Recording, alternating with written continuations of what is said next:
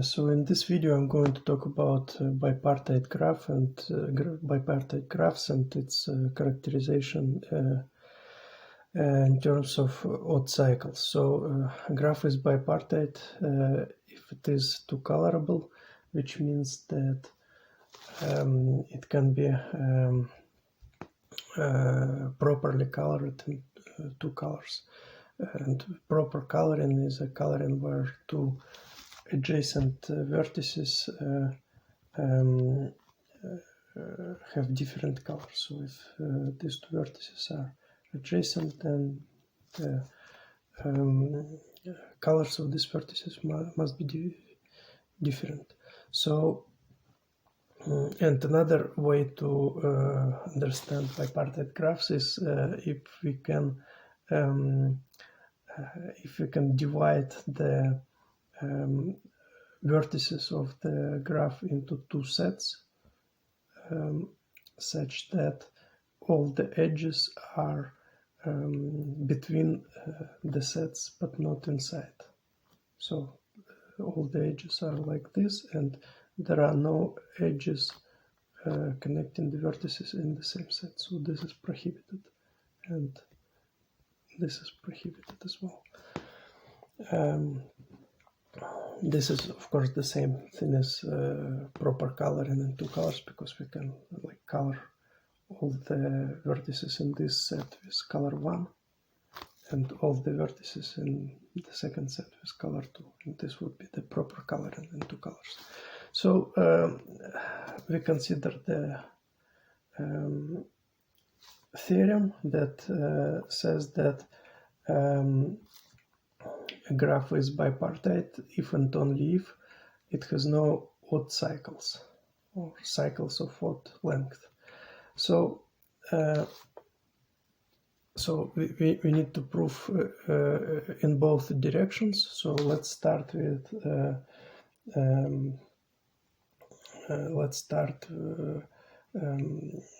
with this direction. So if a graph is bipartite, we assume that the graph is bipartite, and we need to prove that it has no odd cycles. So this is a simpler direction. So let's just consider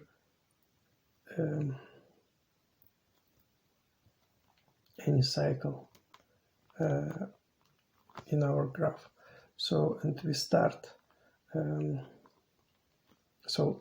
because the graph is bipartite, it has two coloring, so proper two coloring, so we consider this coloring. So the vertices are already colored, right? So we start with any vertex of this cycle, and we move along this cycle, let's say clockwise. So we move from this vertex to the next one, then we move to the next one, and so on.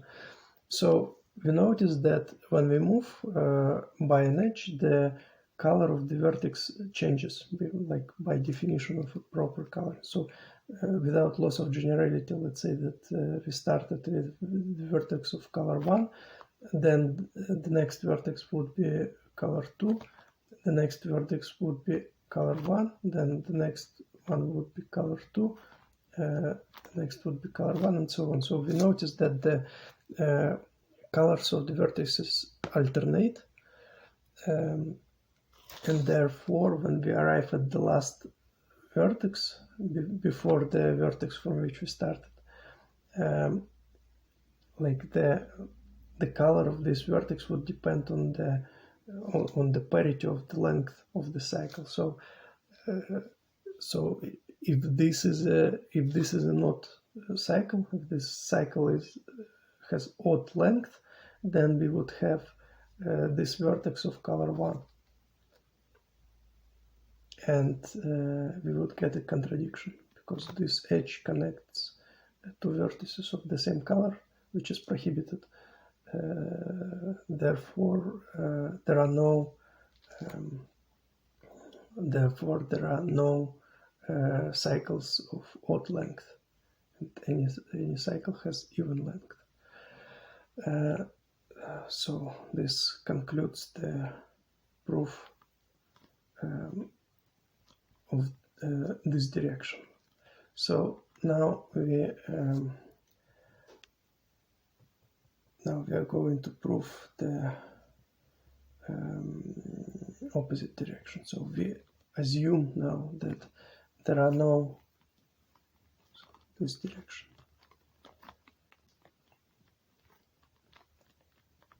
So we assume that there are no odd cycles, and we need to prove that the graph is bipartite.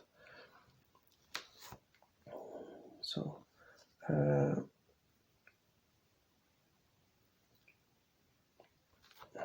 okay, let's write this. So we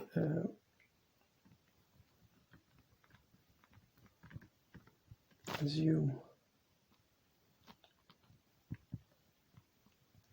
that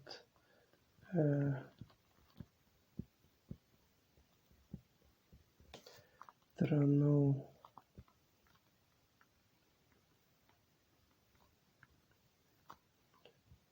odd cycles, and we are going to prove that the graph is bipartite. So to prove that it's bipartite, we are going to construct coloring, like a proper coloring in two colors, right? So how we are going to construct it? So let's pick any vertex in our graph and denote it by R, which is from the word root, and any vertex V, an arbitrary vertex V in the graph, we are going to color the following way. Yeah. So first we can assume that the graph is connected. And why is that so? Let's write this. It is enough to prove the statement for connected graphs. It is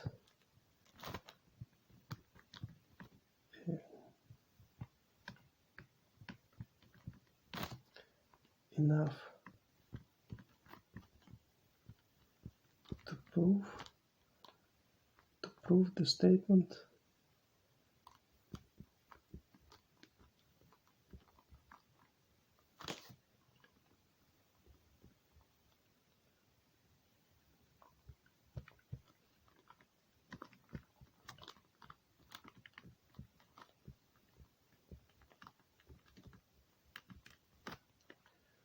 for connected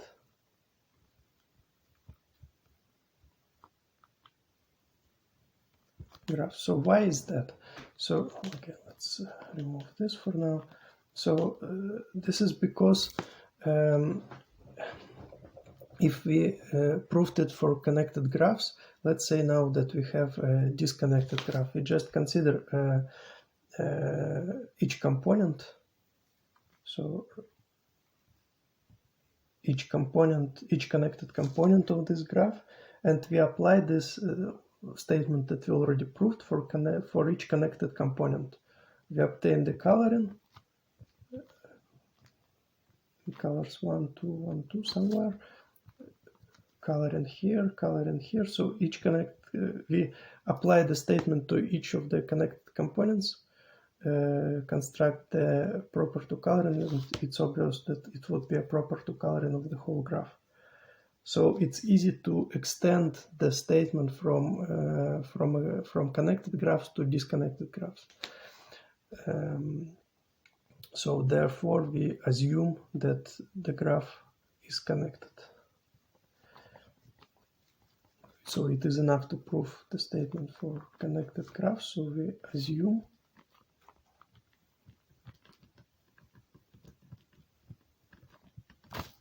that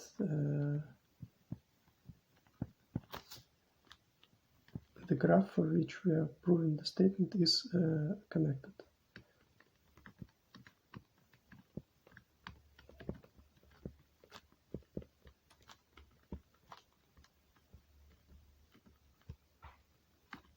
It's connected. Okay.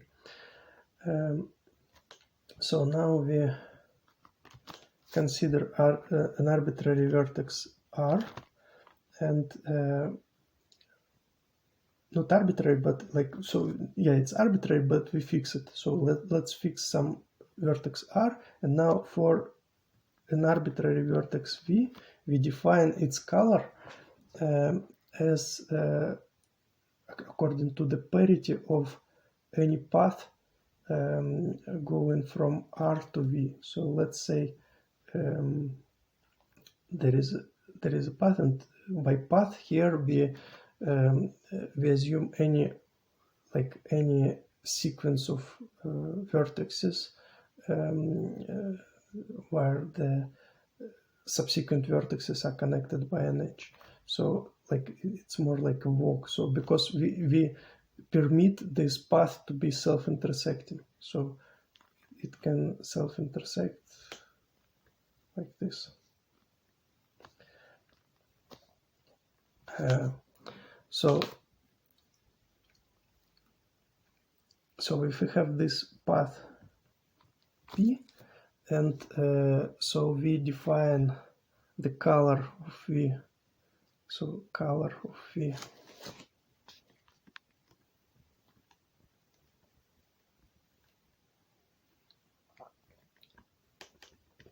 we set it to 1 or 2 depending on the path P. So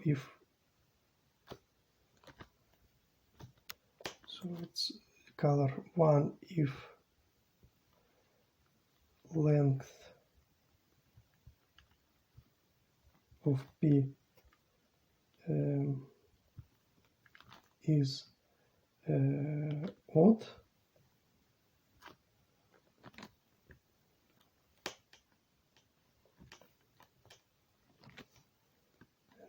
2 if length of P is even. Okay, so we define the color of V by the length, by the parity of the length of this path P. So now we need to prove the correctness of this definition. So like if we have different path P1 and P2, like how do we know that they have the same the length of the same parity? Because if they don't, then this definition would be just invalid. So let's prove the correctness of this definition.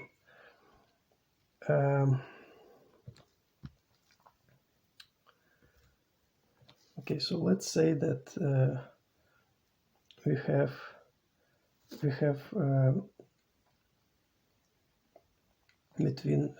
between vertices R and V, we have two paths, P1 and some other path P2. Okay, so they could self-intersect, and then they could intersect each other, and intersect not just by vertices but also by edges. So they could contain duplicate edges, and they could contain common edges between the two paths. So what we notice is that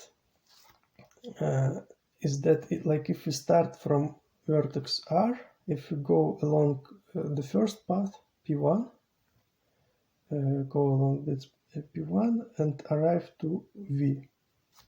And then we start from V by the second path P2 and arrive back to R.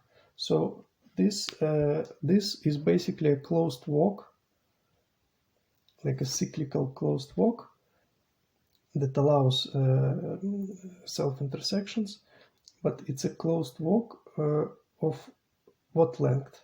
So let's denote it. So we start from R, so closed walk.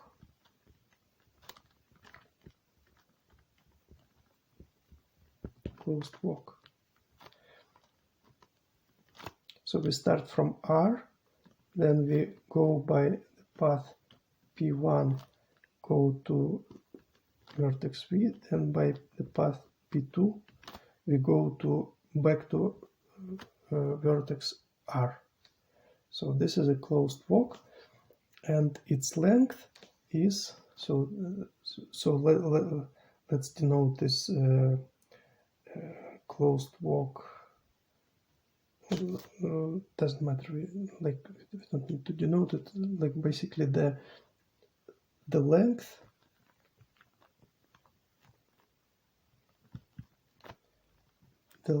of this closed walk is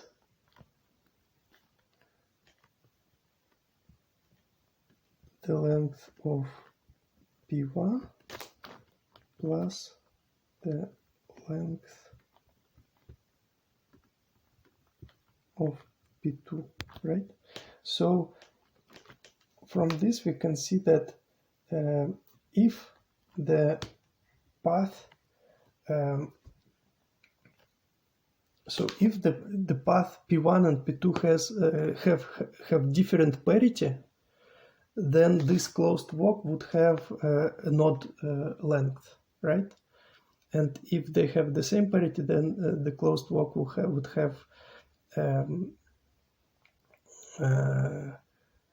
closed walk would have an even length, right? So okay, let's denote the closed walk by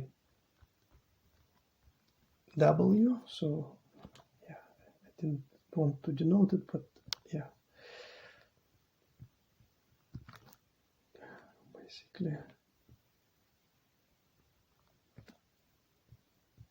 yeah. So the length of this closed walk W is equal to the sum of length of P1 and P2. So if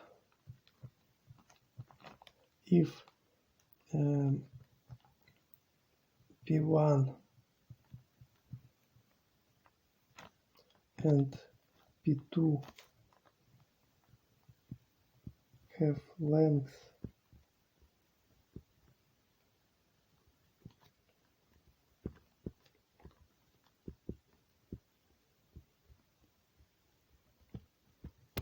of different parity,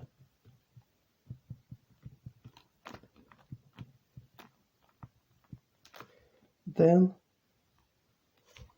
the length of W is odd, right?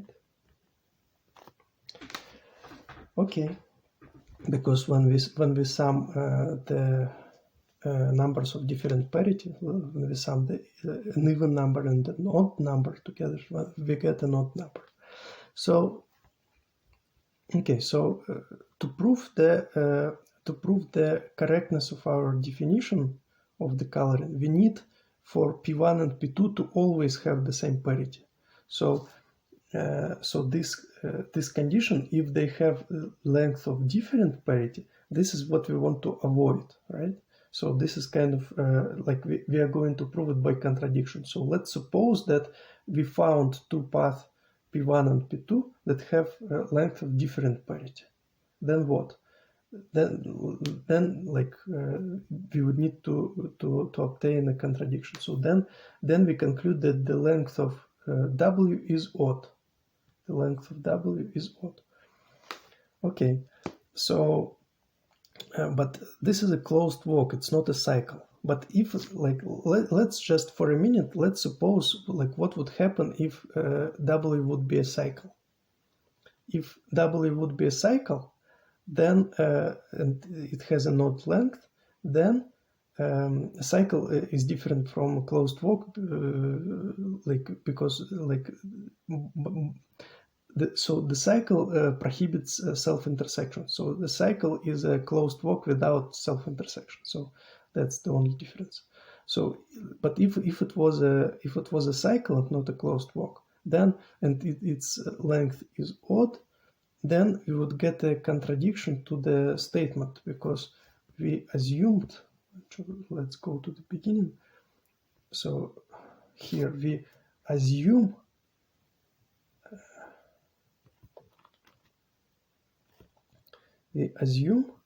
that there are no odd cycles in the graph. So this is the condition from which we started.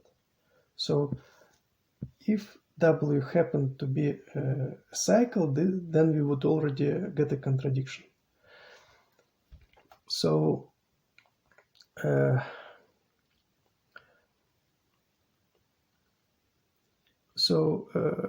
okay, so before we go into any further, so let's consider what we would get from there. So if the definition of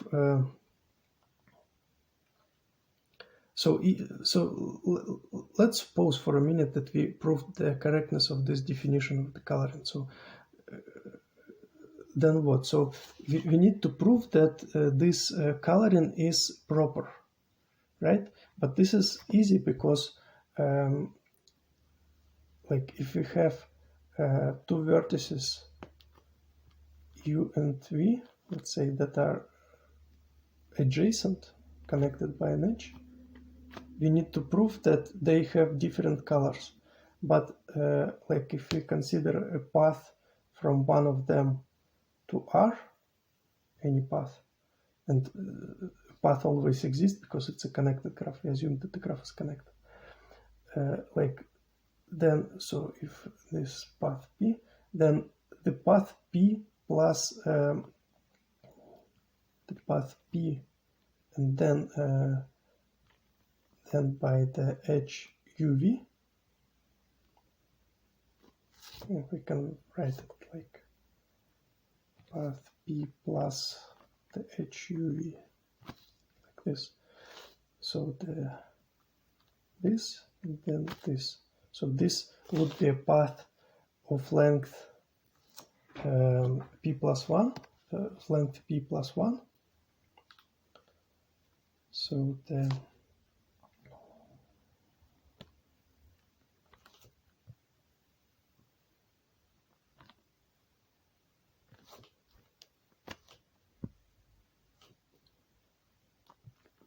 the length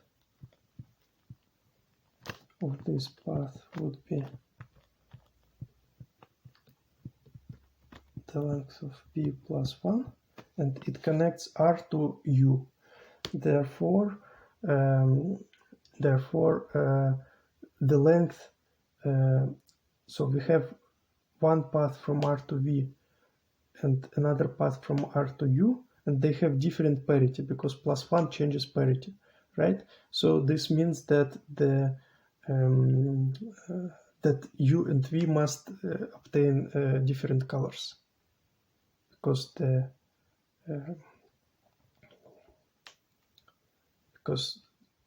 the parity of length of path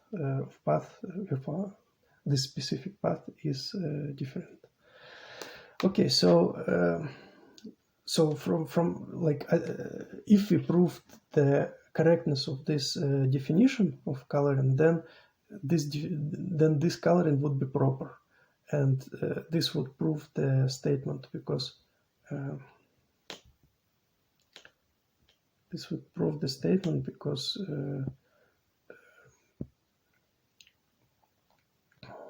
yeah, so like we need to prove, we assume that there are no odd cycles, we need to prove that it is bipartite. We construct the coloring. If it's a proper to coloring, then the graph is bipartite by definition.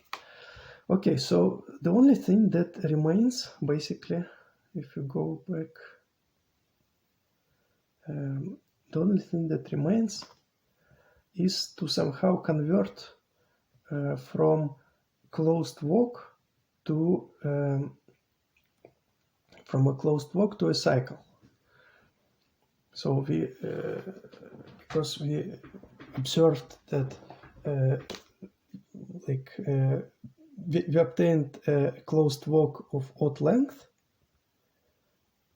This is we already obtained, and we observed that if we obtained not a closed walk but a cycle of odd length, then the statement would be proven. The correctness of the coloring would be proven, and the correctness of the coloring proves the statement. So the only thing that remains actually is to somehow convert from the existence of a not closed work to an odd cycle. So if there exists an odd closed walk,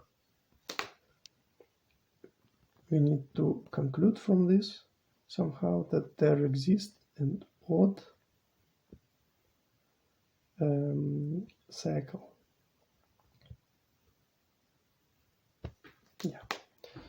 So putting a question mark, we haven't proved it yet, but that's what remains to be proved. That's the only thing that remains.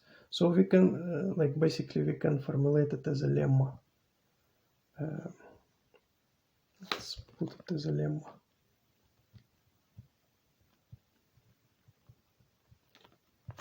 So if there exists, now I remove the question mark, so that this lemma. So how we are going to prove it?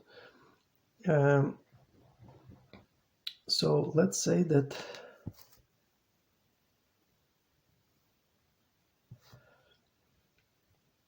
so we have an odd closed walk, could be self-intersecting like this, and let's write the so we start from some vertex in this closed walk, and we walk along it. So we walk to the next vertex, and so on. We walk and walk until we go back to the original vertex.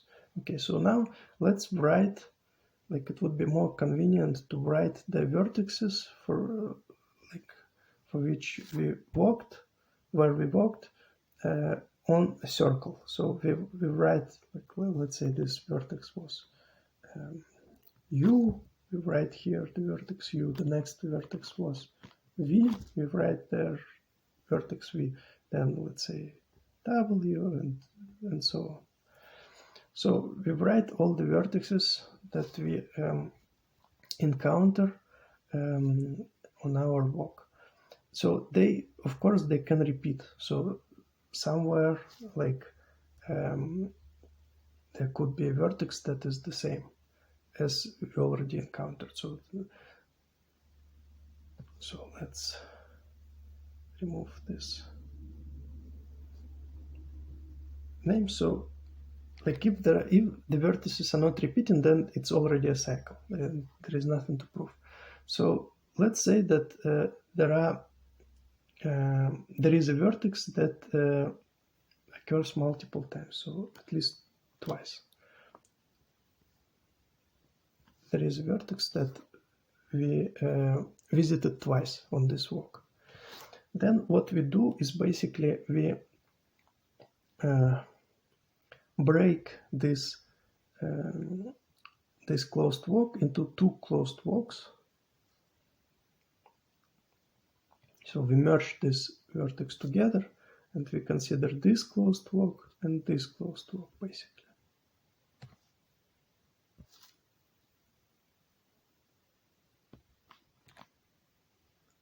So we consider, so this is the vertex V. We merge these two occurrences of this vertex. We consider the left side, so all the vertices that are written here, we write them here. And the second part is again vertex V, and this part, so all the vertices that are written here, we write them here. So we split basically this closed walk into two closed walk, and how we can understand it on this picture, for example, is so let's say vertex V was here.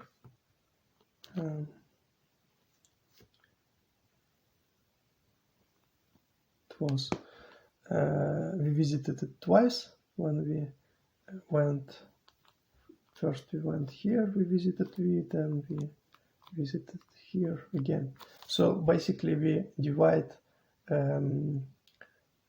we split this closed walk into this part,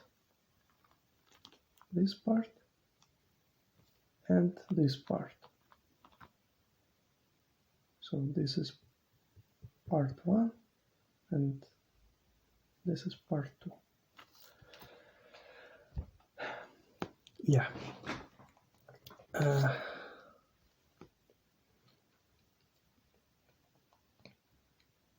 So we notice now that the sum of length of these two closed walks. So let's say that the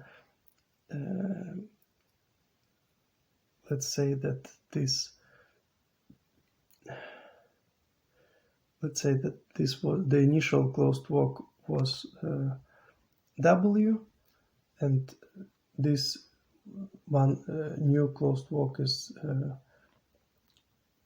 W, let's say W1, and this one is W2.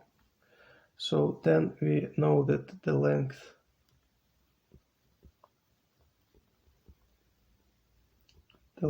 of W is equal to the length of W1 plus the length of W2. Therefore, if this is odd, then at least one of these two lengths, either W1 or W2, is also odd.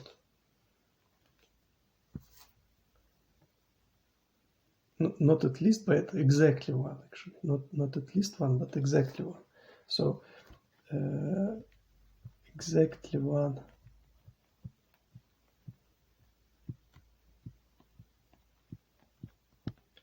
of W1 or W2 has odd length. Okay, and also this length is strictly less than the length of W. So the length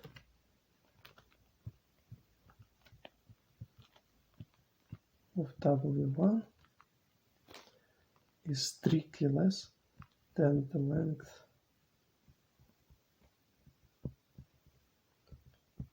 of W, and the same for W2.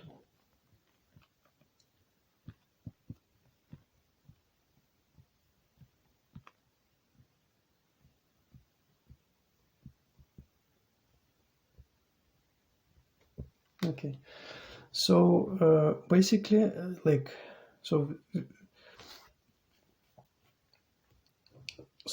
without loss of generality, like let's say one of them, like let's say W1 is has odd length, but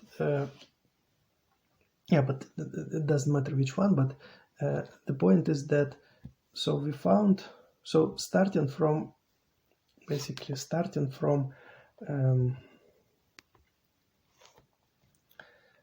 starting from a closed walk W, we found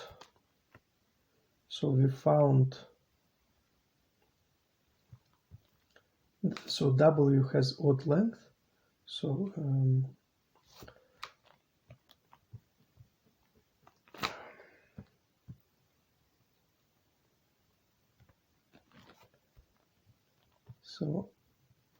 length of W is odd. Then we found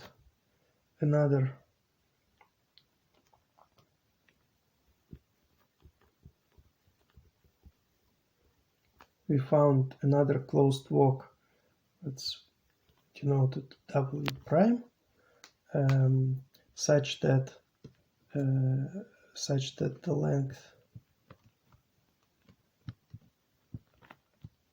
of W prime is strictly less than the length of W,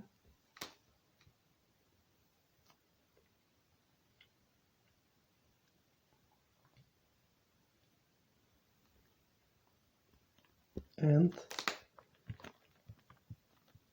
the length of W prime is also odd. Yeah, and there is another condition, so not just the length of W is odd, but we also use that it's not a cycle. Is odd and W is not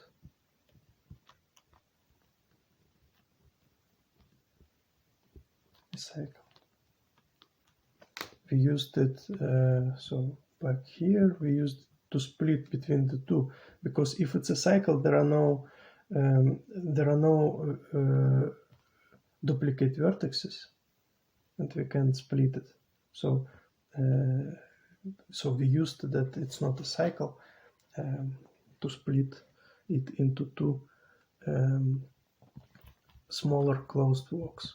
So basically that's what we proved. So if we have any closed walk W of odd length and W is not a cycle, then we can find another closed walk, another smaller closed walk, W prime, which has also not length. So, but this means that we can repeat the same procedure to W prime. So repeat this.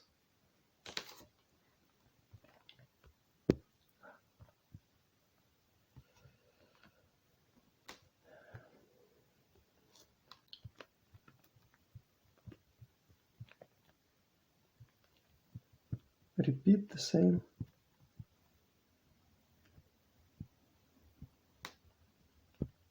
to W prime. So either it is a cycle, which means that we are done, we proved our statement, or if it's not a cycle, then we can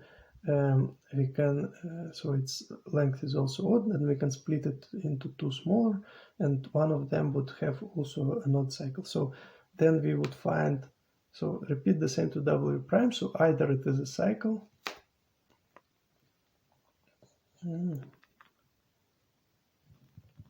either W prime is a cycle,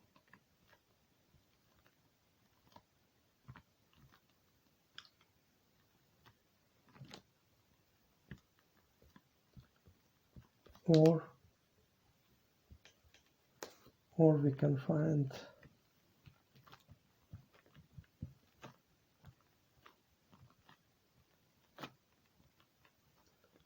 W prime prime smaller, which is smaller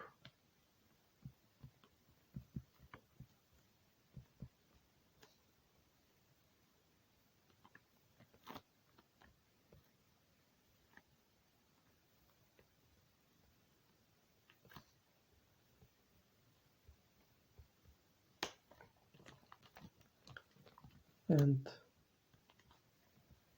also has odd length.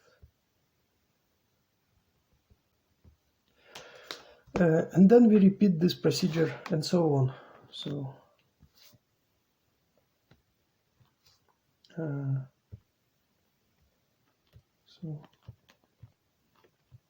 and so on. So we repeat this procedure until we find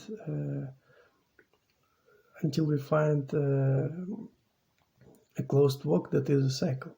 So it cannot, this procedure, these iterations, they cannot go on forever, because at each step we strictly decrease the length. So at each step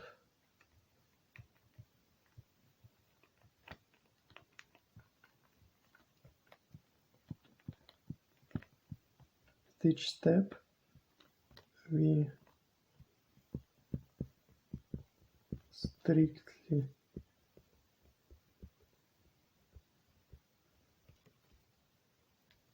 decrease the length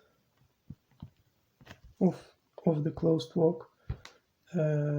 Therefore,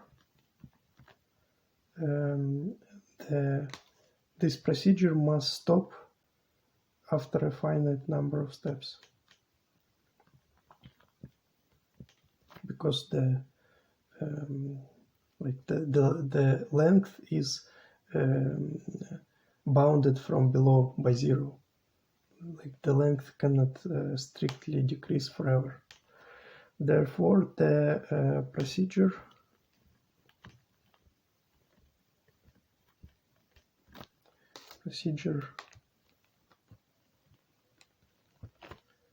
must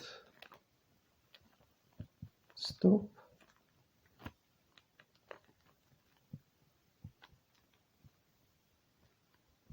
after a finite number of steps.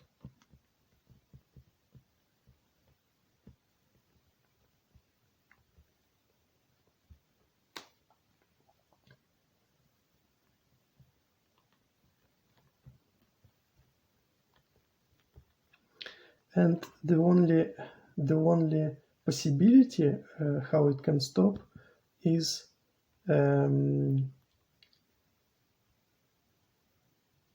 if it's no longer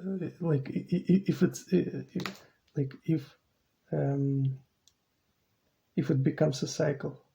So this possibility might happen, or here, like this should be violated.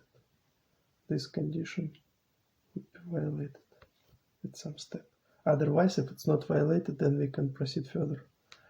And if we stop and we cannot proceed further, if the procedure stopped at some step, it means that we obtained the cycle after a finite number of steps. Therefore, this would be a cycle.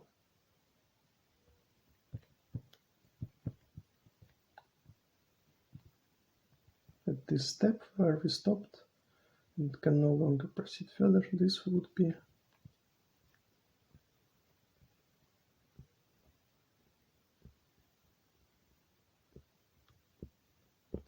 a cycle. And this concludes the cycle of what length? Of course, the cycle of what length. Yeah, so this concludes the proof of the lemma, and as mentioned before, the lemma was the only thing that remained to prove the statement. So the lemma and the statement. That's it.